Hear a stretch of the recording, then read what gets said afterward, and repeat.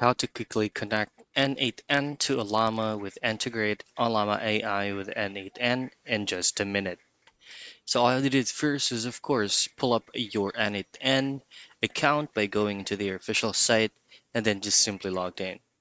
Now, if you hover your mouse under project and then going straight into integrations, you should be able to see the search box or workflow.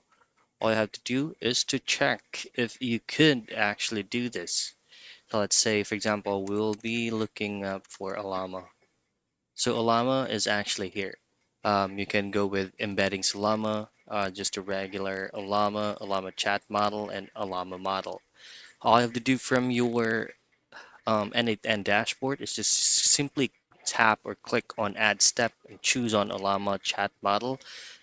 And then from there, all you have to do is to connect whether an existing credential or just simply add a new credential.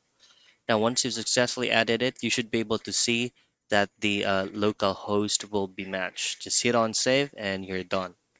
And that's how you quickly connect N8N to Ollama, integrate Ollama AI with N8N in minutes.